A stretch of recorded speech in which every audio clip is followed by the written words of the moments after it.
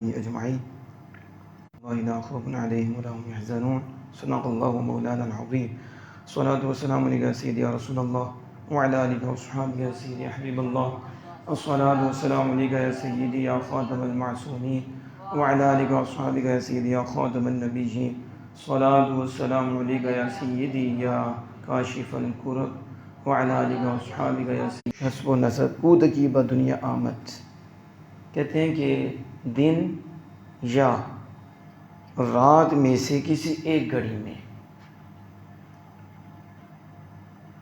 اور چوتھی 4 ہجری قمری کا آخری زمانہ تھا.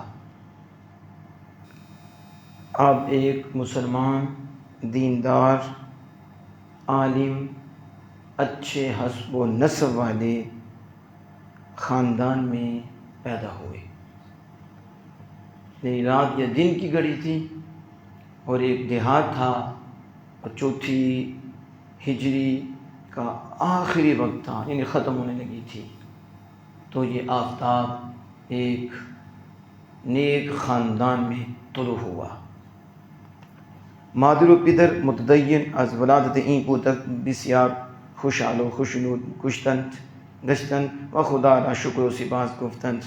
آپ کے والد محترم والدہ محترمہ دیندار تھے، وہ آپ کی ولادت سے بہت خوش ہوئے اور خدا تعالیٰ کا شکر کیا. خاص طور پر ان کے پسر بود کے بیٹے تھے، تو بیٹے پہ زیادہ خوشی ہوتی ہے کہ وارث بنے گا، دین پھیلے گا. ابھی اس سے سلسلے چلتی ہیں، تو بیٹی بھی اللہ کی رحمت ہے. تو خاص طور پر بیٹے ہونے کی بنا پر شکر ادا کیا. پدرش با مشاورت مادرش کلمہ شہادت را در گوش او زمزمہ کردند و نامش را علی نہادند. آپ کے والد محترم نے آپ کی والدہ محترمہ کے مشورے سے آپ کی کان مبارک میں کلمہ شہادتین پڑھا، یعنی دونوں کلمے پڑھے آپ کے کان مبارک میں، اور آپ کا نام علی رکھا. آپ کا نام، تو داتا صاحب کا نام کیا ہے؟ علی. کیا نام ہے؟ علی. علی نام رکھا. جائے گاہ ولادت علی در محلہ جی در شہر غزنہ و یا در روستائی در اطراف غزنہ بود. کہتے ہیں آپ کی ولادت کی جگہ، جائے گاہ ولادت کی جگہ وہ غزنہ کے شہر میں ایک محلہ تھا، وہاں ہوئی، یا غزنہ کے اطراف میں ایک روستا، یعنی یہ کہہ لیں کہ اتحاد اطراف میں، شہر کے اطراف میں، تو وہاں آپ کی ولادت ہوئی. تو وہ آپ کی جائے ولادت ہے. نام این محلہ یا روستا را مرزخاں حجویر نگاشتہ و نسبت با آنجا را حجویری نوشتہ انت. کہتے ہیں کہ اس محلے یا روستاں کے نام کو مورخین نے حجویر لکھا ہے، چاہے وہ روستاں کو ہو چاہے وہ محلہ کو ہو جو شہر کے اندر ہے، لیکن اس کا نام حجویر رکھا. شاید کہتے ہیں پھر اس جگہ کی طرف نسبت کو حجویری کہا، حجویری لکھا، یعنی یہاں وہاں ہی پیدا ہوئے تو اسی نسبت سے اس کو حجویری بھی کہا. تو آپ کس لیے کہتے ہیں علی بن عثمان حجویری، کہ آپ کی جائے ولادت حجویر میں ہے. تو حجویری کہتے ہیں کہ یہ جو کہتے ہیں کہ جلابی، یعنی علی بن عثمان جلابی. تو کہتے ہیں جلاب جو کلمہ ہے نیز کے معرب گلاب، فارسی میں گلاب ہے، تو جیم عربی ہے تو پھر اس کو جلاب، تو فارسی میں گلاب، تو گلاب کا عربی جلاب ہے. تو یہ شاید نسبت خاندانی باشد، یہ خاندانی نسبت ہو تو جس کی وجہ سے آپ کو جلابی کہتے ہیں. مثلا نسبت پدری با مناسبت شغل، کے باپ یہ محترم کی نسبت یہ شغل کی مناسبت کے ساتھ یہ نام رکھا گیا کہ آپ کے یہی شغل ہو گلاب کا، تو آپ گلابی جلابی کہتے ہیں. یا فروشندہ جلاب یا گلاب، یا وہ گلاب بیچنے والے تھے تو جس کی وجہ سے گلابی اور جلابی کہتے ہیں. کہتے بنا بر این علی جلابی حجویری ہما کدکست نام پدرش عثمان بود و کنیتش ابو علی و ابو علی عثمان کسی بود کہ با علی جلابی حجویری را تحت سرپرستی خود قرار دار و کمر ہمت با میاں بس و آموزش و پرورش علی را بر عہدہ گرفت و مطابق آن روزگار قرآن و کریم حدیث و صرف و نحو منطق و فلسفہ اور فقہ اور تفسیر و ادبیات عرب و تاریخ اسلام را فراغ گرفت. کہتے ہیں پھر اسی وجہ سے حضرت علی جلابی حجویری یہ وہی بچے ہیں کہ جن کے والد محترم کا نام عثمان تھا اور ان کی کنیت ابو علی تھی. یعنی والد محترم کی کنیت ابو علی، نام عثمان. یہ نام عثمان بتاتا ہے کہ داتا صاحب رحمۃ اللہ علیہ کے والد صاحب کا بھی سید عثمان غنی رضی سے پیار تھا. یعنی یہ اب کے لوگ آئے ہیں جن کو حضرت عثمان سے چڑ چڑھتی ہے کیونکہ دل خالی ہوں. پھر ایسا ہی ہوتا ہے، آپ حسنی سید ہیں داتا صاحب رحمۃ اللہ علیہ، تو پھر والد صاحب سید ہیں، حسنی سید ہیں، تو نام کیا ہے؟ عثمان، اور داتا صاحب کا نام ہے علی. تو آپ کے والد صاحب کی کنیت ہے ابو علی. ابو علی تو ابو علی عثمان وہ شخص تھے کہ جنہوں نے حضرت علی جلابی حجویری کو اپنی سرپرستی میں رکھا. یہ بھی خوش قسمتی ہوتی ہے کہ ابا جی بھی نیک ہوں، متقی ہوں، پرہیزگار ہوں اور دین پڑھے ہوں، قرآن و حدیث پڑھے ہوں، پھر بیٹے کو پڑھائیں. بیٹے کی خود تو جو باپ پڑھا سکتا اور جو باپ کی شفقت ہے کس کی ہوگی؟ آج تو بچے غیروں کی مان لیتے ہیں اور ابا جی کی نہیں مانتے.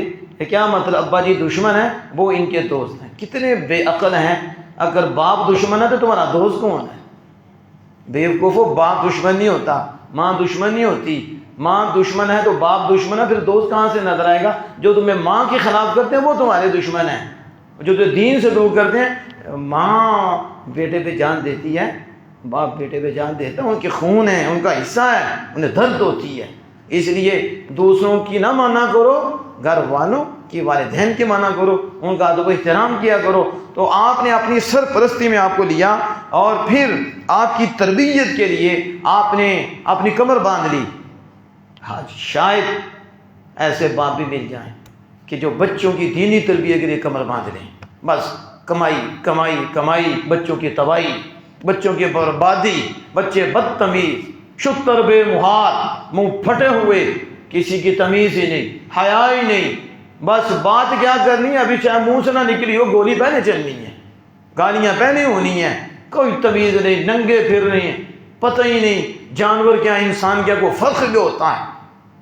باپ کا کام تھا لیکن باپ پیسے کمانے پہ لگ گیا، اولاد کی فکر ہی نہیں. کیا بچ جائے گا باپ؟ اولاد کی تباہی میں باپ کا حصہ ہے، اولاد کے حقوق تھے.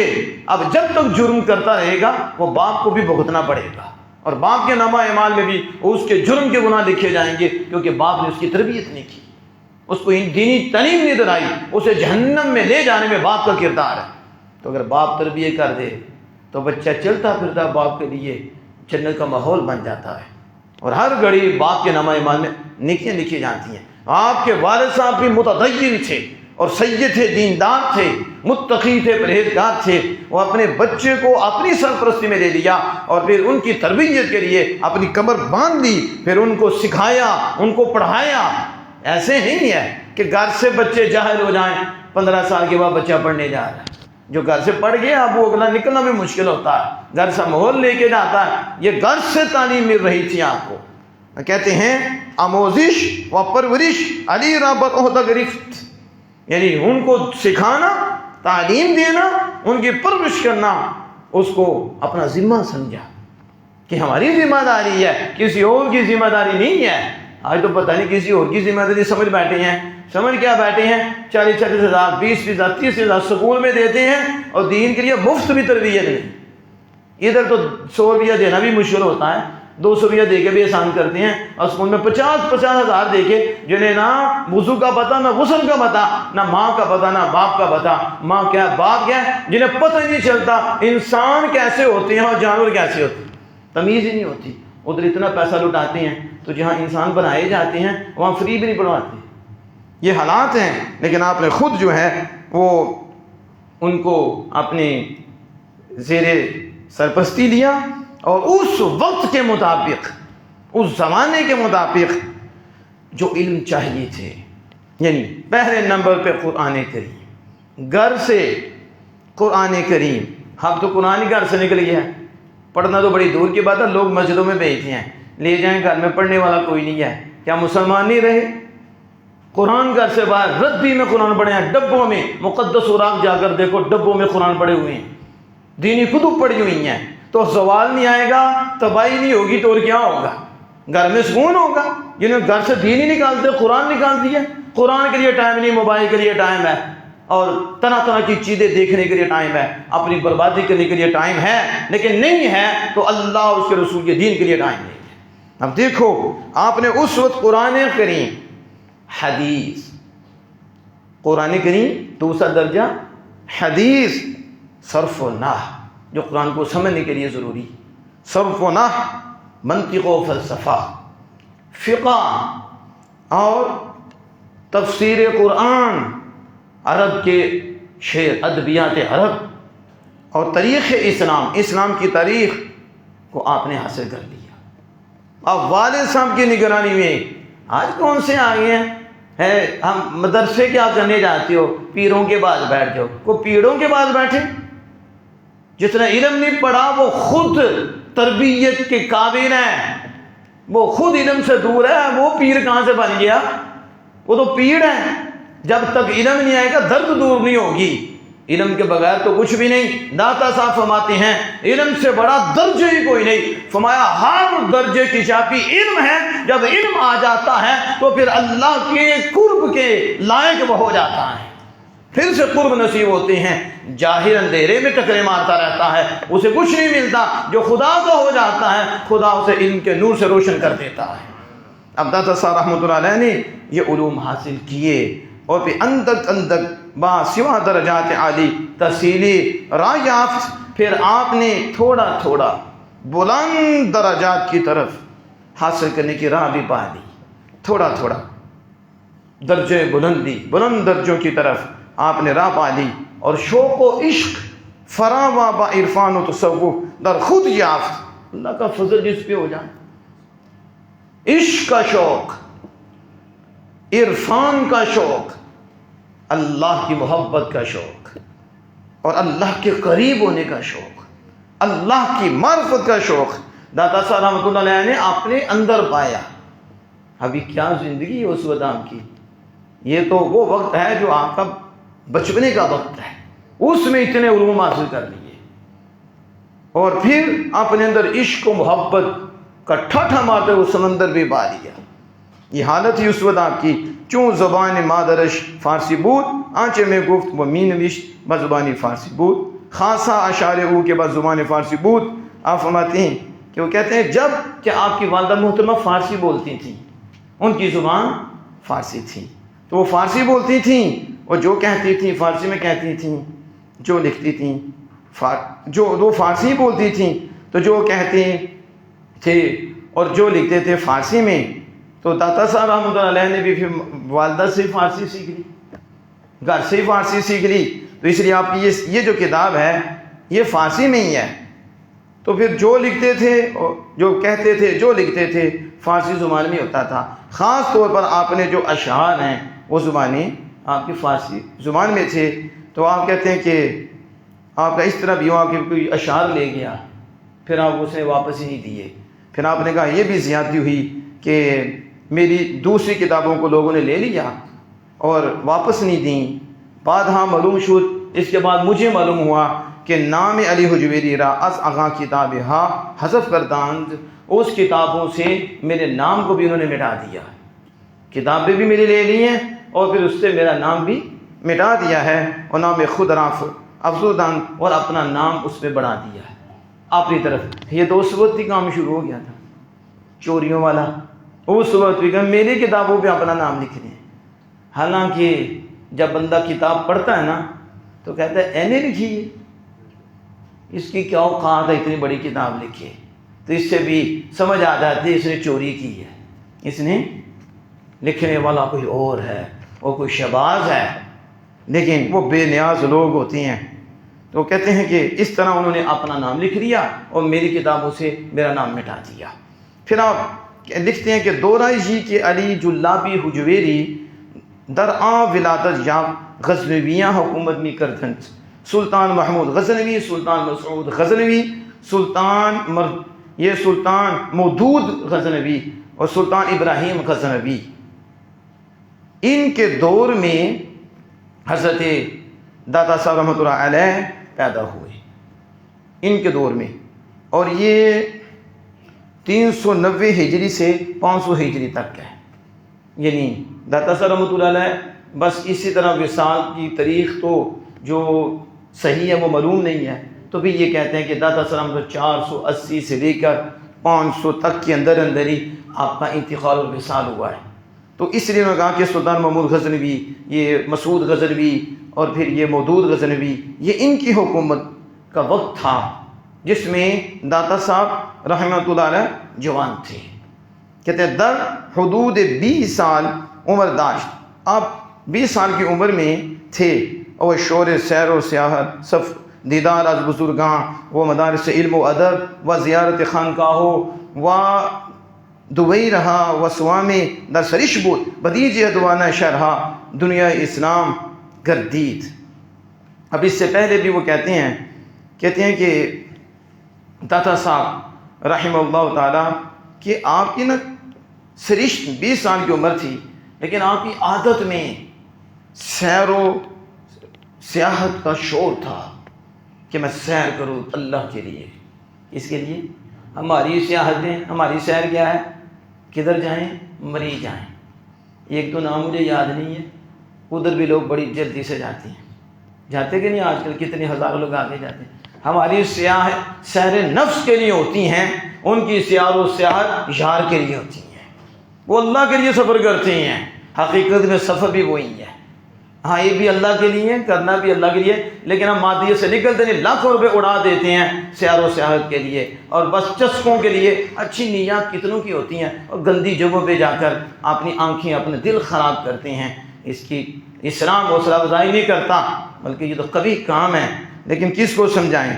جو سمجھاتا ہے اسے دشمن سمجھا جاتا ہے۔ تو داتا صاحب رحمۃ اللہ علیہ نے اس وقت بھی آپ کے طبیعت میں سیر و سیاحت اور بزرگان دین کی زیارت اور علمی مدارس علم، مدارس ادب، علم و ادب کے جو مدارس، ان کی زیارت اور خانقاہوں کی زیارت، سوامی عبادت کی جگہوں کی زیارت سے آپ کا دل بھرا ہوا تھا اور آپ کی طبیعت بن چکا تھا۔ آج خانقاہ کی زیارت کرنے چلے جاؤ، شرک کا فتویٰ۔ مسجد کی زیارت کے لیے کرنے جاؤ، اب میں نام نہیں لیتا، علماء جانتے ہیں عوام اب کون سی بچی ہے، کسی مسجد کی زیارت کے لیے چلے جاؤ، شرک کا فتویٰ یا گناہ کا فتویٰ۔ اور یہ داتا صاحب ہیں، 500 ہجری سے پہلے ہوئے، 4 ہجری کے آخر۔ تو اب اندازہ لگاؤ وہ کون سا زمانہ ہے، کتنا پکیزہ زمانہ ہے جی، اولیاء ہی اولیاء، اولیاء ہی اولیاء، علماء، یہ ایک اولیاء کی جماعت کثیرہ تھی اور علماء کی جماعت جس دور میں داتا صاحب رحمہ اللہ تعالیٰ ہوئے۔ اور شوق کیا تھا؟ علم کے مدارس کی زیارت کرو، بزرگان دین کی زیارت کرو۔ آج کہتے ہیں ادھر کیا کرنے جا رہی ہو، ادھر کیا کرنے جا رہی ہو؟ کہو تمہیں کیا مسئلہ ہوا ہے؟ تمہاری قسمت میں نہیں تو بیٹھ کے رو، ہماری قسمت میں اللہ کے نیک بندوں کی زیارت ہے۔ یہ قسمت والے ہیں جنہیں ماں باپ کی بھی زیارت کی توفیق مالک دیتا ہے اور اپنے یاروں کی بھی دیکھنے کی توفیق، ان کے پاس بیٹھ کر اپنے دل کو روشن کرنے کی بھی مالک توفیق دیتا ہے۔ تو یہ داتا صاحب رحمۃ اللہ علیہ اس وقت آپ میں یہ شوق تھا، اور اسی وجہ سے یعنی جب آپ کو اتنا شوق تھا کہ میں سیر و سیاحت کروں، بزرگان دین سے ملوں، علم دین حاصل کروں، علم عرفان حاصل کروں، اللہ کا قرب حاصل ہو، اللہ کا قرب حاصل ہو، تو پھر آپ نکل پڑے۔ یہی وجہ تھی کہ آپ نے بہت سفر کیا۔ آج تو آپ کی شاید کوئی اتنی تاریخ بتاتا ہی نہیں کہ داتا صاحب احمد کی ابتدائی زندگی کیسے گزری ہے، ان بچوں کو بتاؤ، انہیں پتہ چلے ہمارے ہر ولی نے محنت کی ہے اور اللہ کے ہر دوست نے دین حاصل کیا ہے، اور دین کے لیے انہوں نے بڑی کوششیں کی ہیں، بڑے مجاہدے کیے ہیں، اور زانوِ طلب مستحق کیے ہیں، اور بزرگوں نے دین کی زیارت بھی کی ہے، ان کے علم سے اپنے قلوب و ذہن کو معطر بھی کیا ہے، اور ان کی کتب سے فائدے بھی حاصل کیے ہیں، پھر اس پہ عمل بھی کیا ہے، پھر اس معرفت کے دریا کو آگے بھی پھیلایا ہے اور دلوں کو روشن بھی کیا ہے۔ تو داتا صاحب رحمۃ اللہ علیہ اسی وجہ سے روانہ شہرائے دنیا اسلام گردید، پھر دنیا اسلام کے شہروں میں آپ نے اسی وجہ سے سیر کی ہے اور روانہ ہو گئے کہ جب یہ طبیعت میں تھا کہ میں نے ملنا ہی ملنا ہے بزرگوں سے، علم حاصل کرنا ہے، دین حاصل کرنا ہے۔ یہاں کیا ہوتا ہے، اگر کسی بچے کو کہیں نا رہائش کے لیے رکھنے تو ماں رونا شروع ہو جاتی ہے، میرا بچہ تو نا، بچے کو امریکہ کا جو ہے نا کارڈ مل رہا ہے، ماں کے پاؤں نیچے، اب ماں کو کوئی فکر نہیں کہ امریکہ میں بھی اکیلا رہے گا، ادھر کیا بنے گا، انگریز بن جائے گا، دین سے دور ہو جائے گا، اب ماں بھی خوش باپ بھی خوش۔ تو جب کہیں نا ایک ہفتے کے لیے بچہ یہاں چھوڑ جاؤ تو انہیں غش پڑ جاتا ہے۔ مسئلہ بچے سے محبت کا نہیں، اگر ہوتی بچے سے صحیح محبت تو دین کے لیے تکلیف نہ ہوتی، امریکہ کے لیے تکلیف ہوتی، برطانیہ کے لیے تکلیف ہوتی۔ یہ چھوٹے چھوٹے بچے امریکہ برطانیہ کے لیے اکیلے بھیجنے کے لیے تیار ہیں، بچیاں بیچتی ہیں، ہاسٹل میں بھیج دیتے ہیں جہاں تباہی و بربادی ہوتی ہے، اور جو دین کے مرکز ہوتے ہیں جب کہا جائے دین کے لیے بچہ دے دو تو ماں بھی گر جاتی ہے، باپ بھی گر جاتا ہے۔ یہ کیا حالات ہیں، ہٹے ہوئے دین سے لوگ، اس لیے اولاد تباہ و برباد ہو رہی ہے۔ اور یہ داتا صاحب ہے اور جوانی ہے، والد صاحب نے تو نہیں روکا، گھر سے علم حاصل کیا، عرفان گھر سے، قرآن و حدیث فقہ یہ گھر سے حاصل کیا ہے، پھر سفر کے لیے نکل رہی ہیں۔ وہ ماں باپ بھی کتنے پاکیزہ تھے، ایسے کاموں سے نہیں روکتے تھے۔ تو اب داتا صاحب رحمۃ اللہ جب نکلی ہیں، کہتے ہیں کہ البتہ نمی تمام معلوم کر کہ خطۂ سیر و سفروں سے حجبِ از کدام طرف بود، یہ ہمیں نہیں معلوم ہو سکا کہ آپ کی سیر و سیاحت کا خطہ کس طرف تھا، یہ صحیح طرح معلوم نہیں ہو سکا۔ ہاں اولین شہر کدام بود، اور جب آپ نے سیر کی پہلا شہر کون سا تھا ہمیں نہیں معلوم ہو سکا کہ وہ پہلا شہر کون سا تھا۔ ہاں امکان دارت نام اولی شہر کہ علی جلابی حجویری بدا وارد گردید سرس باشد، کہتے ممکن ہے، یہ کہہ سکتے ممکن ہے کہ سب سے پہلا شہر جس کی طرف حضرت علی بن عثمان جلابی علیہ رحمۃ الرحمن نے سفر کیا اور اس میں داخل ہوئے، وہ سرخش ہو، سرخش وہ ہو۔ اب سرخش، اب کہاں سرخش کا پتہ ہے ہمیں، بس سرخش، وہ سرخش ہو۔ اور در سرخش با شیخ لقمان سرخسی و احمد بن حماد سرخسی ملاقات کرت، ہمیں شیخ اخیر یگانہ دوست او گردید کہ مدتی در ما براو نہ با یک دیگر ہم سفر بودت۔ فرمایا جب سرخس پہ پہنچے تو حضرت یہ شیخ لقمان سرخسی آپ سے ملاقات کی، اور حضرت احمد بن حماد سرخسی ان سے ملاقات کی، اور پھر کہتے ہیں یہ جو حماد بن احمد بن حماد سرخسی ہیں، ان سے یہ آپ کے یگانہ دوست ہو گئے، منفرد دوست ہوئے، اور پھر ایک عرصہ تک ماں وراء نہر میں ایک دوسرے کے ساتھ سفر میں رہے، یہ آپ کے دوست ہو گئے، اور پھر سفر میں رہے۔ اور پھر کہتے ہیں ظاہراً از غزنا بسوا خراساں روانہ گردید، ظاہراً یہ ہے کہ آپ غزنی سے خراساں کی طرف روانہ ہوئے، غزنی سے، غزنی وہ گاؤں تھا، شہر تھا، تو وہاں سے آپ خراساں کی طرف روانہ ہوئے۔ وہ سر را از روست آئے مختلف و شہر آئے گنا گزشت تابتوس رسید، اور پھر راستے میں طرح طرح کے شہر آئے، طرح طرح کے گاؤں آئے، سب سے گزر گئے حتیٰ کہ توس میں پہنچے۔ یہ جہاز کا سفر تھا، بولو تو صحیح نا، ناراض تو نہیں ہو رہے؟ کوئی سیٹی کار آ گئی تھی، کوئی اس سے بھی تیز آ گئی تھی۔ آج گوشت ملتے ہیں، آج مرغے ملتے ہیں، آج چاول ملتے ہیں، اچھی اچھی چیزیں ملتی ہیں، اور ان کے نس موٹے ہوتے ہیں۔ یہ پھر بھی نہ شکرے کہ نہ شکرے، گھر میں دولت ملتی ہے تو قدر کوئی نہیں، ایسے ہی ہے نا۔ شیخ آتے ہیں، یہ گھر میں سوتے مرتے ہیں، انہیں فکر ہی کوئی نہیں۔ اور داتا صاحب پیدل اور سفر دیکھو کہاں سے کہاں تک ہے، آپ سنتے جاؤ حیران ہوتے جاؤ گے، پھر کہو گے بشر بھی ہیں، تکلیف ہوتی ہے، لیکن جب عشق آ جاتا ہے محسوس ہونے نہیں دیتا، عشق میں سب کچھ سیر کراتا ہے، پھر کوئی بہانے نہیں چلتے، کوئی بہانے جب چلتے ہیں تو بندہ کمزور ہوتا ہے، تو جو اللہ اس کے رسول کے نور سے روشن ہو جائے اس کے ہاں بہانے نہیں چلتے، بس وہ آرڈر کا منتظر ہوتا ہے، جو آرڈر وہ کر گزرتا ہے، پھر وہ عشق رہنما بن جاتا ہے۔ تو آپ کی یہ سیر و سیاحت سنیں، توس میں پہنچے، جب توس میں پہنچے نا تو ملاقات کس سے ہوئی؟ با ملاقات شیخ ابو القاسم گرگانی، بہت بڑی ہستی ہے، یہ جب وقت ملا تو پھر آگے ان کی جو شان دادا صاحب کی ہے نا، کتنے بڑی یہ ہستی تھی اور کس طرح دادا صاحب ان کا ذکر فرمایا، یہ وہ قطب وقت، یعنی دادا صاحب کن کن کو ملے ہیں؟ وہ کاملین اولیاء، کچھ ایسی ایسی ہستیاں تھیں جن کی زیارت بھی کی ہے اور فیض بھی دیا ہے۔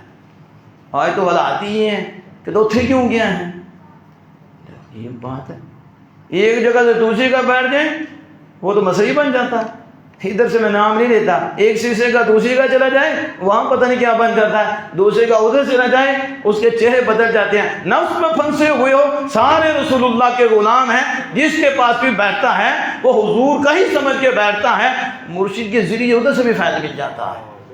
کیا لڑائیاں ڈالی ہوئی ہیں، پتہ نہیں کیا عجیب صورتیں ان کی۔ داتا صاحب تو کتنے شیخ سے فیض لیا آپ نے، کتنے شیوخ سے فیض لیا، اور اپنے شیخ سے بھی بیعت بھی ہوئے، پھر اس کے بعد بھی سلسلہ فیض کا چلتا رہا۔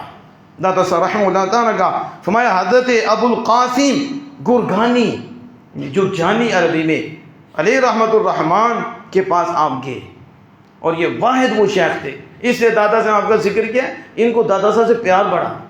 لکھا ہے دادا صاحب رحمۃ اللہ علیہ نے، این شیخ، یہ لفظ لکھے این شیخ اورا اے پیس، یہ لفظ ایسے نہیں کہا جاتا، یہ صوفیہ جانتے ہیں۔ داتا صاحب رحمۃ اللہ جب حاضر ہوئے ملاقات کے لیے تو انہوں نے جملہ کیا تھا، اس شیخ نے آپ کو کہا اے بیٹے، کیا کہا؟ اے پیس۔ جس شیخ کو اپنے مرید سے پیار ہو جائے نا تو اسے بیٹا کہہ کے بلاتا ہے، اور جس باپ کو پیار ہو تو نافرمان پتر ہوتے کہنا میرا ہے ہی نہیں ہے، بولتے ہیں کہ نہیں؟ ایسے حالات بن گئے۔ لیکن داتا صاحب جب حاضر ہوئے زیارت کے لیے، بار بار کیا آتا ہے؟ دیدار کے لیے۔ کس کے لیے؟ کس کے لیے؟ اور ہم جاتے ہیں مال کے لیے۔ عجیب بات ہے، اتنی کمینگی آ گئی ہے کہ بس ولی کے پاس بھی جانا تو مال کے لیے جانا ہے، مال کے لیے جانا ہے۔ تجھے شرم نہیں آتی؟ خدا کے بندوں کے پاس بھی مال کے لیے جاتے ہو، خدا کے بندوں کے پاس خدا کے لیے جاؤ، خدا بھی مل جائے گا، مال بھی مل جائے گا۔ داتا صاحب زیارت کے لیے جاتے، زیارت کے لیے جاتے، زیارت ہی سارا کچھ ہے، ان کی زیارت خدا کی۔ کس کی ہے؟ فرمایا اولیاء اللہ وہ ہیں جنہیں دیکھا جائے خدا یاد آ جائے، یہ ان کی شان ہے۔ تو دادا صاحب کہتے ہیں انہوں نے آپ کو کہا، یہ لکھا آپ کو کہا اے بیٹے گفت و این خطاب می رسالت کہ عمر او حدود 22 سال بودا، یہ خطاب بتاتا ہے کہ اس وقت آپ کی عمر 22 سال ہوگی۔ کتنی؟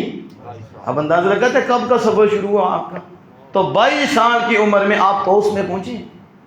تو ہماری 22 سال کی عمر موبائل میں ہے، 22 سال 50 سال کا بابا بھی لگا ہوا ہے اور گندی چیزیں دیکھ رہا ہے موبائل کے اندر۔ وہ گاڑیوں میں دیکھو ادھر بھی ٹک ٹک لگائی ہوئے بابیوں نے، جن کے ہاتھ میں تصویر ہونی چاہیے تھی۔ تمہاری آگے کون سی زندگی ہے؟ موت ہی آگے، وہ بھی تصویر چھوڑ کے موبائل پہ لگا ہوا ہے، وہ بھی کسی عورت کو دیکھ رہا ہے۔ نعوذ باللہ من ذالک، یہ حالات بن گئے ہیں۔ اور یہاں دیکھیں کہ آپ داتا صاحب رحمہ اللہ تعالیٰ کی عمر 22 سال ہے، پس اس ملاقات با این پیر راہ صاحبار نیشابور کر دی۔ اس پیر کی ملاقات کے بعد آپ نیشابور کے مسافر ہوئے، اب نیشابور کا سفر آپ نے کیا، اور پھر کہتے ہیں شاید در نیشابور با بسیار از مشائخ روبرو شد، شاید کہ نیشابور میں آپ نے بہت شیخوں سے ملاقات کی، بہت کے روبرو ہوئے، اور در بدر سہائے و خانہائے آنہاں حضور یافت و با سخنہاں پیران گوش فرادا و از الفاظ و اصطلاحات عرفانی و آداب و رسوم مدرسہ و خانگاہ مطالبی دریافت۔ کہتے ہیں پھر داتا صاحب رحمۃ اللہ علیہ نے وہاں کے مدرسے اور خانقاہیں جو ادھر تھے مشائخ کی، وہاں میں حاضر ہوئے اور مشائخ کی گفتگو سنی، جو انہوں نے ہیرے موتی بکھیرے، تو داتا صاحب نے ان کو قبول کر لیا، ان کو قبول کیا۔ پھر جو صوفیہ کی اصطلاحات ہیں، عرفانی اصطلاحات ہیں، آداب ہیں اور رسوم و طور طریقے ہیں مدرسوں کے، اور پھر خانقاہی مقاصد ہیں، ان کو آپ نے حاصل کیا، اور پھر آپ نے بہت یاد رکھا ہے، یادداشت پھر آپ کی اتنی چیزیں۔ پھر کہتے ہیں اس کے بعد آپ در سفر شیبہ قارہ پاکستان ہند، اس وقت کو ہند تو نہیں تھا نا، تو بر صغیر تھا، تو پھر بر صغیر میں اس کے بعد آپ نے سفر کیا بر صغیر کا، اور یعنی لاہور میں آپ آئے، اور پھر سمیم او پونت، یار سمیم او پونت، اور لاہور سے کو گہرا یار بنا لیا، آج بھی ادھر ہی تو یار سمیم او، آپ نے اس کو اپنا گہرا یار بنا لیا۔ دیکھیے کہتے ہیں ہم نہیں کہہ سکتے کہ بطور محدود بگویم کے با ابو الفضل محمد بن حضر خطری چے وقت و درجے جائے روبرو گردید و مرید اوشد و اورا پیر خود انتخاب کر، اما میدانیم کے مدتی با او ہم سفر بود۔ کہتے ہیں خبر می دہت کے در آذربائیجان ہمارا او بود و سخنا اورا می شنید و انتقاد اورا درویشانی کے مشغول خدائی بودن۔ کہتے ہیں ہم یہ نہیں کہہ سکتے کہ حد کے ساتھ اور متعین کر کے نہیں کہہ سکتے کہ آپ اپنے شیخ ابو الفضل محمد بن الخطل، جو آپ کے شیخ تھے محمد بن حسن خطلی رضی اللہ تعالی عنہ، کس وقت آپ کو ملے اور کس وقت آپ کے پاس کیے اور کس جگہ میں آپ کے سامنے ہوئے، ہم یہ نہیں کہہ سکتے، اور کب مرید ہوئے آپ ان کے، یہ بھی ہمیں نہیں پتا، اور آپ نے اپنے پیر کو کب چنا تھا، وقت کون سا تھا۔ کہتے ہیں لیکن ہم یہ جانتے ہیں کہ ایک عرصہ آپ اپنے شیخ صاحب کے ساتھ ہم سفر رہے، شیخ صاحب بھی سفر کر رہے اور آپ بھی شیخ صاحب کے ساتھ سفر کرتے رہے، اور خبر دیتے ہیں کہ آذربائیجان میں آپ نے شیخ صاحب کے ساتھ تھا آذربائیجان میں، اور ان کی باتیں سنتا تھا، اور ان کے حکم پر ہی درویشی سے گدائی میں مشغول ہو گیا تھا۔ ایسا وقت بھی آتا ہے، ایسا وقت بھی آتا ہے۔ اب تو حالات بدل گئے ہیں نا صوفیہ گداگری کراتے تھے، کیا کراتے تھے، یہ بھی ایک منزل تھی، یہ نہیں جو آج کے کتے ہیں جو پیسے مانگتے ہیں، یہ تو ڈکیت ہیں، چور ہیں، یہ تو ہٹے کٹے حرام کام کرتے ہیں، ان کی بات نہیں کر رہے۔ ایک منزل ہوتی تھی، اس منزل میں فقیری کرائی جاتی تھی، مانگو، اس میں آج ان کے ساری بہت پیدا ہوتی ہے، منزل پھر مقام ملتے ہیں، تو شیخ کے حکم پر میں گدائی میں مشغول ہو گیا تھا۔ پھر اس کے بعد کہتے ہیں کہ یہ سیر و سیاحت اپنے پیر کے ساتھ دائمی رہی آپ کی، یہاں تک کہ شام میں پہنچے اور دمشق کے اطراف میں خطلی بیمار ہو گئے، یعنی آپ کے شیخ بیمار ہو گئے، اور اسی جگہ میں با نیار نامیدہ، نیار کے ساتھ اس کا نام رکھا گیا تھا جگہ کا، نیار نامی جگہ تھی، اور عقبہ اور دمشق کے درمیان وہ فاصلہ تھا، وہاں آپ بیمار ہوئے۔ اسی حال میں ہی حضرت عثمان بن چلابی، علی بن عثمان چلابی رضی اللہ عنہ کو پند و نصیحت فرما رہے تھے، شیخ کا کام بھی یہ ہوتا ہے، پند و نصیحت فرما رہے تھے، اور حالت کیا تھی، دادا صاحب کہتے ہیں میری گود میں میرے شیخ صاحب نے اپنا سر مبارک رکھا ہوا تھا، خوش قسمت ہے وہ، اور شیخ بھی کتنے بڑے تھے، آپ کہتے تھے دنیا ایک دن ہے، دنیا، یہ شیخ صاحب ہیں آپ کی، الدنیا یوم ولنا صوم، مطلب دنیا ایک دن ہے اور ہم نے ایک دن کا روزہ رکھا ہے، ایک دن کا، یہ لفظ ہیں، آپ دنیا سے دور نہیں ہیں داتا صاحب نے شیخ، اور داتا مطلب مقام کیا تھا، ہماری اتنی بارش ہو رہی تھی، کیچڑ تھا، ہم کپڑے سنبھال کے چل رہے تھے، اور میرے شیخ صاحب یوں ہی چل رہے تھے، کیچڑ تک بھی نہیں لگا اور پانی تک بھی نہیں لگا، ہم بچا بچا کے جا رہے ہیں۔ تو میں نے جب عرض کی تو انہوں نے کہا ہم نے توکل کی تہمت اٹھا دی ہے، ہم نے توکل ایسا کیا ہے، ہمیں اب بارش کیا کہے، ہمیں کیچڑ کیا کہے، ہمارا اللہ سے توکل ایسا ہے۔ یہ داتا صاحب کے شیخ ہیں، ایسے نہیں داتا داتا ہو رہا، پیچھے مرشد بھی بہت بڑے تھے، اور پھر جن کی زیارتیں تھیں اور کیا کیا فیض کے تحفے آپ کو نصیب ہوئے. تو آپ فرماتے ہیں پھر جب آپ نے رکھا ہوا تھا سر، اور سر رکھتے باتیں کر رہے تھے، مجھے نصیحت کر رہے تھے، وصیت کر رہے تھے، اسی دوران ہی اپنی جان خالق کائنات کے سپرد کر دی. اب اس سے پتہ چلتا ہے کہ ہمارے ہاں بہت زور شور سے کہا جاتا ہے کہ داتا صاحب رحمۃ اللہ علیہ کو ادھر سے یہ القاء ہوا، یا وہ پیر صاحب نے بھیجا کہ جاؤ لاہور میں جاؤ اور وہ ان کا یہ مسئلہ ہے تو آپ وہاں پہنچو، تو پھر پہلے ان کے بعد جاؤ پھر ادھر جاؤ. ہم نے تو کہاں بھی نہیں پڑھا کہ ادھر جاؤ تو ادھر جاؤ. ہم جو تاریخ پڑھتے ہیں تو داتا صاحب تو شیخ کہتے ہیں میرے شیخ تو میری گود میں ہی ادھر ان کا انتقال ہو گیا تھا، لاہور میں کہاں انہوں نے بھیجا تھا. وہ جو آخری گفتگو تھی وہ داتا صاحب نے وہ بھی لکھی ہے کہ آخر میں میرے شیخ صاحب نے مجھے کیا کہا تھا، وہ بھی لکھا. وہ بتایا وہ تو بیت الجن تھا، تو آپ گھر بیت الجن، پھر آپ میرے گود پہ سر رکھے، تو پھر اس کے بعد آپ نے کتنی سیر و سیاحت کی ہے. اس کے بعد بھی آپ لاہور نہیں آئے، آپ نے سیر و سیاحت کی، پھر مکہ شریف کے، مدینہ شریف کے، ایک سال مکہ شریف رہے، ایک سال مدینہ شریف رہے، وہاں سے بھی فیض پاتے رہے. بغداد شریف میں گئے، بغداد شریف میں بھی کتنا فیض حاصل کیا. ایک شہر نہیں ہے، آپ نے بڑے اسلامی شہروں اور بڑے اسلامی ممالک وہاں آپ نے سیر کی اور علم دین حاصل کیا، عرفان حاصل کیا، اور حضرت ابو منصور حلاج علیہ رحمہ کی جو تعلیمات تھی ان کو حاصل کیا، آپ کے اشعار کو حاصل کیا اور ان کو یاد بھی کیا. پھر کشف المحجوم میں اس کی شرح بھی کی ہے. ابھی میں انشاءاللہ پھر اگلے جمعہ المبارک میں اس کو مزید ہائی لائٹ کروں گا. ابھی داتا صاحب کے اگلے سفر کہاں تھے، ابھی آپ دیکھ لو چند باتیں میں نے کی ہیں. اور داتا صاحب رحمۃ اللہ علیہ نے یہاں حضرت ابو حلیم حبیب بن سلیم رائی رضی اللہ تعالیٰ کو ذکر کیا ہے، اور یہ تابعی بزرگ ہیں اور بہت بڑی ہستی ہیں. ان کے متعلق داتا صاحب رحمۃ اللہ علیہ لکھتے ہیں، آپ فرماتے ہیں کہ گوس فندان بود، آپ بکریوں کو چرانے والے تھے، یعنی رائی تھے، بکریوں کو چروانے والے تھے، اور بر کنارہ فرات نشستی. اور ان کا طریقہ یہ تھا کہ لوگوں سے الگ رہنا. بزرگان دین میں عزلت نشینی بھی ہوتی ہے، جیسے حضرت ویسے قرنی رضی اللہ تعالیٰ عنہ بھی الگ رہتے تھے، ایک مقام ہوتے ہیں. تو یہ بھی عزلت نشین سے فرات کے کنارے پہ رہتے تھے، وہیں بیٹھتے تھے آپ.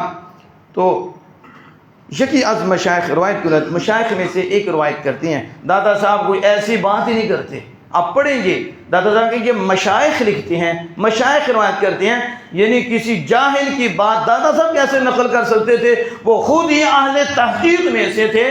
تو جو بات بھی کرتے تھے تحقیق والی کرتے تھے، اور انہی سے کرتے تھے جو تحقیق والوں کے مشائخ بھی ہیں. اس طرح آپ گفتگو، پھر آپ کہتے تھے مشائخ کہتے ہیں، مشائخ روایت کرتے ہیں کہ یعنی یہ نہیں ہے کہ اڑتی ہوئی باتیں ہیں، میں تحقیق سے لکھ رہا ہوں اور ان کی لکھ رہا ہوں جو اللہ کے ولی تھے. اور فرماتے ہیں کہ مشائخ کہتے ہیں، روایت کرتے ہیں کہ ایک شیخ من بدوبر گزشتم، کہتے ہیں میں ان کے پاس سے گزرا، حضرت ان کے بعد حضرت ابو حلیم حبیب کے پاس سے گزرا. جب ان کے پاس سے گزرا ویرا یافتم اندر نماز، تو میں نے ان کو نماز میں پایا. کس میں؟ کہا جی پیرانو پاؤ کھان تھے، کس میں؟ بس جیب گرم ہو جائے. یہ پیر نہیں ہے. نماز کا ٹائم کسی اور نے نماز پڑھنی ہے، جاؤ امام صاحب نماز پڑھا دو، تسی اسی مریدانو ذرا تویز کر دئیے، ٹھیک ہے. وہ پیر صاحب تو بھی تویز ہونا ہے، تسی کوئی شریعت کا تویز پیو. آپ حضرت خواجہ معین الدین چشتی اجمیری علیہ رحمہ جب پہنچے نا بغداد میں کہ میں کسی کے ہاتھ میں ہاتھ دوں، تو پتہ چلا اس وقت جو شہباز ہیں وہ حضرت عثمان ہیں، داتا سلام اللہ کے شیخ یہ ہرونی علیہ رحمہ وہ ہیں. تو جب آپ ان کی گئے نا آستانے پہ تو پتہ چلا مسجد میں. کہاں؟ ہماری پہچان تو مسجد میں تھی، آج مسجد سے دور کیا جا رہا ہے. اور یہ پیر ہے، یہ پیر نہیں ہے، یہ دین کے دشمن ہیں جنہیں آپ پیر دے کے پیسے دے کے پال رہے ہو. کتوں کو وہ کھلاتے ہیں، شیروں کو وہ کھلاتے ہیں، اور وہاں بھوکی مر رہی ہے، اور آپ ان کو پیسے دیتے ہو. شرم نہیں آتی؟ کتوں کو کھلا رہے ہو جب امت مصطفیٰ رو رہی ہے، تڑپ رہی ہے، یا کتے پال کے کھلائے جا رہے ہیں، اور یہ جا کے پیسے نہیں دیتے ہیں، اور کتوں کو شیروں کو کہاں رکھتے ہیں؟ اے سی کے کمرے میں، اور حضور کے غلام بھوکے ہیں. یہ انہیں پیر کہتے ہو تم؟ پیر دیکھ رہے ہو تو پھر دیکھو، پیر جب نظر آتا ہے تو غلامی مصطفیٰ کا نور نظر آتا ہے، شریعت نظر آتی ہے. داتا سمجھتے ہیں جب وہ گئے تو کنارے پہ تھے دریا کے، نماز میں تھے، نماز ادا کر رہے تھے. تو انہوں نے جب دیکھا وہ تو نماز پڑھ رہے ہیں لیکن گرگی گوسپندانی بھی نگاہ میں داشت. بھیڑیا ان کی بکریوں کی عبادت کرتا، بھیڑیا ان کی بکریوں کی حفاظت کر رہا تھا. گفتم این پیر را زیارتی کنم کہ علامتی یہ بزرگ می بینم بر بھی.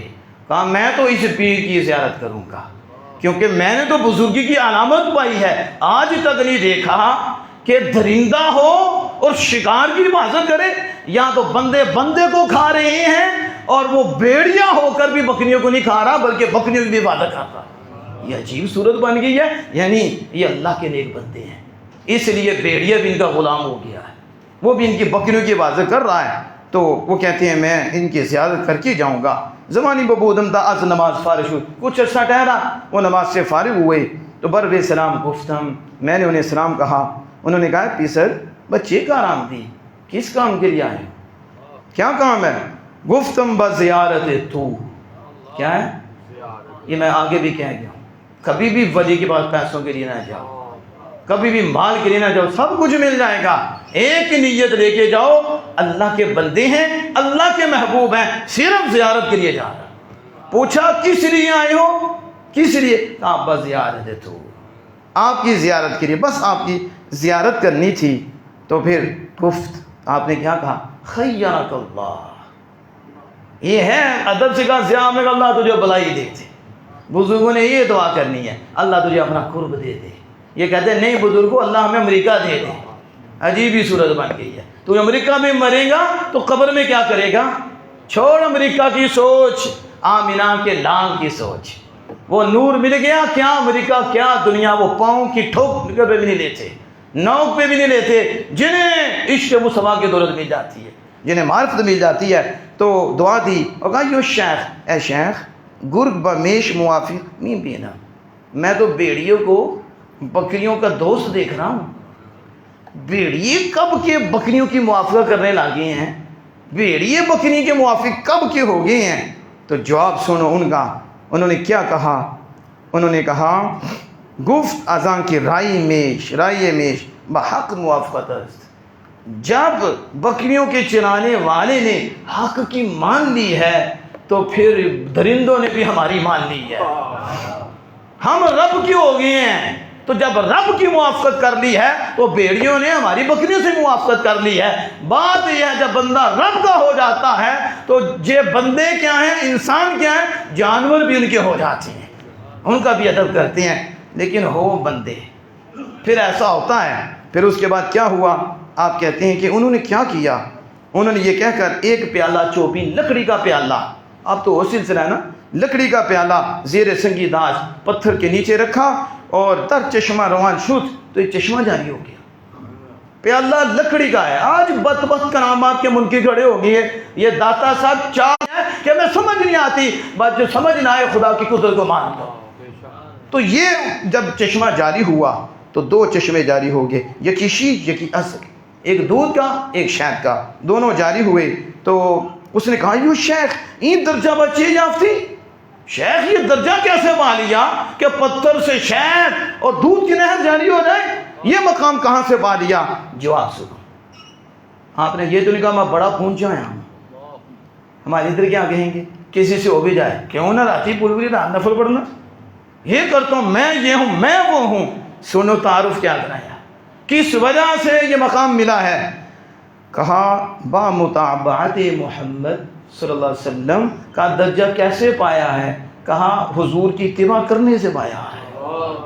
حضور کے نقش قدم پہ چلا ہوں، سنت مصطفیٰ کا شدائی ہوا ہوں اور ہر گھڑی ہر لمحہ سنت مصطفیٰ پہ عمل کیا ہے. سنت کے صدقے رب نے یہ درجہ دے دیا ہے، یہ مقام دے دیا ہے. کہ پیس قومی موسیٰ مرعورا مخالبودن مہادہ سنگ اشارہ آبدن و موسیٰ نابا درجہ محمد بود چوبن محمد را مطابع باشن سنگ مرا انگین و شیر دہت. پس عجب نمود آپ ہمارے بیٹے کیوں تعجب کرتے ہو اس بات پہ؟ جب موسیٰ علیہ السلام کی نافرمان قوم تھی وہ ان کو مانتی نہیں تھی تو پتھر مار کے نافرمان قوم کے لیے 12 چشمے جاری کر دیے، تو نافرمانوں کے لیے 12 چشمے جاری ہو سکتے ہیں، تو موسیٰ علیہ السلام میرے آقا کے مقام میں نہیں ہے، میرے آقا کا مقام بلند ہے، تو ان کے امتی ہم سے نیچے ہیں اور وہ مخالف تھے تو 12 چشمے جاری ہو گئے۔ میرے آقا افضل و اعلیٰ ہیں اور میں ان کا نافرمان غلام نہیں، میں ان کا فرما بردار غلام ہوں۔ جب موسیٰ کے نافرمانوں کے لیے چشمے جاری ہو سکتے ہیں تو محمد مصطفیٰ کے غلاموں کے لیے کیوں نہیں جاری ہو سکتے؟ آپ کس بات کا تعجب کرتے ہو؟ غلامی تو اختیار کر کے دیکھو۔ یہ ہیں ہمارے بزرگ، یہ اولیاء۔ آج پتہ نہیں کس کو اولیاء بنا بیٹھے ہیں، کس کو ولی بنا بیٹھے ہیں، اور بس جس نے پیٹ کی بتا دی، دماغ کی بتا دی، درد دور ہو گئی، پیر بن گئے۔ یہ پیر کے آخری جو آپ نے اس پہ جو نصیحت کی ہے، جب انہوں نے دیکھا تو انہوں نے کہا مجھے تو نصیحت کریں، بزرگوں کی نصیحت سنیں۔ اس پہ بات ختم ہونے لگی ہے، ہمیں نصیحت تو کریں۔ اب نصیحت ان کی کیا تھی؟ یہ نصیحت نہیں تھی ساری رات تم نے نفل پڑھنے ہیں، ٹھیک ہے، یہ بھی نصیحت نہیں تھی۔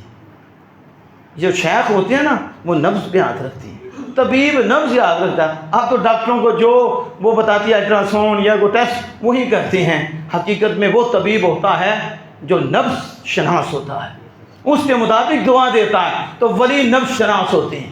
آپ نے کیا کہا؟ آپ نے کہا لا تجعل قلبک صندوق الحرص وبطنک وعاء الحرام، فرمایا اپنے دل کو حرص کا صندوق نہ بنانا، اپنے دل کو لالچ کا صندوق۔ آج جدھر دیکھو لالچ، دنیاوی لالچ، دنیاوی لالچ، مرے جا رہے ہیں، رشوت سود خوریاں۔ اللہ تجعل قلبک صندوق الحرص، دل کو حرص کا صندوق نہ بنانا، وبطنک وعاء الحرام، اور پیٹ کو حرام کا برتن نہ بنانا۔ بس 2 چیزیں نہ کرنا۔ کیا نہ کرنا؟ تو صحیح رہے گا، نہ دل میں حرص سے دنیا آئے نہ پیٹ میں حرام آئے۔ اور داتا صاحب رحمۃ اللہ علیہ اس پہ جو شرح کرتے ہیں کمال کر کے رہتے ہیں۔ فرمایا انہوں نے کہا دل را محل حرص مگرداں و میدا را جائے حرام مساد، کہ حالانکہ خلق اندر این 2 چیزت مناجات انت اندر فقط این 2۔ فرمایا داتا صاحب رحمۃ اللہ علیہ نے کہ جو انہوں نے بات کی ہے کہ دل میں حرص نہ آئے اور تمہارے پیٹ میں حرام اور میدے میں حرام نہ جائے، فرمایا یہ 2 چیزیں ہیں جن میں آ جاتی ہیں وہ تباہ ہو جاتا ہے، مخلوق برباد ہوتی ہے تو 2 چیزوں سے ہوتی ہے، ایک دل میں دنیا کا حرص اور میدے میں حرام، تباہ ہو جاتا ہے۔ فرمایا جو ان دونوں سے نجات پا جاتا ہے، نہ دنیاوی حرص دل میں آتی ہے نہ پیٹ میں حرام جاتا ہے، وہ بندہ نجات پا جاتا ہے، وہ بندہ کامیاب ہو جاتا ہے۔ بس یہ آج کا یہی سبق ہے کہ دنیا کی حرص نکال دو اور پیٹ میں سود نہ ڈالو، حرام نہ ڈالو، لوگوں کا خون پسینہ ایک نہ کرو، انہیں تنگ نہ کرو، رشوت خوری سے باز آ جاؤ، بچے بھی ٹھیک رہیں گے، تم بھی ٹھیک رہو گے، یہاں بھی سکون کی دولتیں ہوں گی، مرنے سے پہلے آمنہ کے لال کی سواری بھی آ جائے۔ اللہ جل وعلا سے دعائیں کہ ہم ان کی توفیق عطا فرمائے۔